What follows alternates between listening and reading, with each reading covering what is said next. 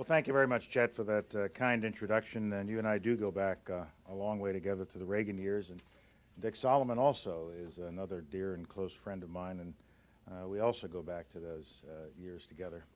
And as a member of the Board of Directors ex officio of the Institute of Peace, it is a great pleasure for me to be.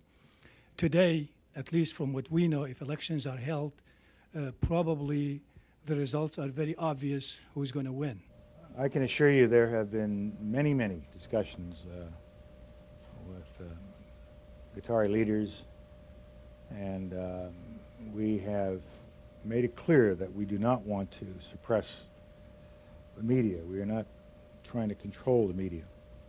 But when a particular outlet, Al Jazeera, does such a horrible job of presenting the news, and when it takes every opportunity to slant the news, presented in the most outrageous way, and when it will do such things as put on videotape that it has received from terrorists, and put it on for the purpose of inflaming the world and appealing to the basest instincts in the region, then we have to speak out. And we have. And I think in recent weeks, you have seen some steps on the part of Al Jazeera to bring in people to give it advice with respect to its editorial policies and with respect to how it's doing its job. And I'm pleased to see that. And within the past few days, the Prime Minister of Iraq, Mr. Allawi, has had very direct conversations with the leadership of Al Jazeera, not for the purpose of controlling the press, but for the purpose of saying, do you understand what you're doing to the hopes and dreams of the Iraqi people?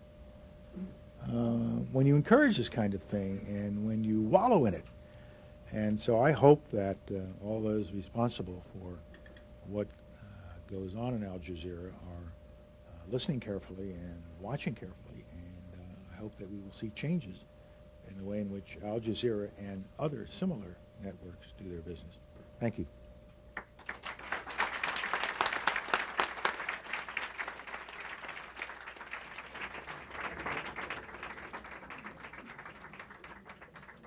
Ladies and gentlemen, to let the Secretary go, we'd ask everybody to please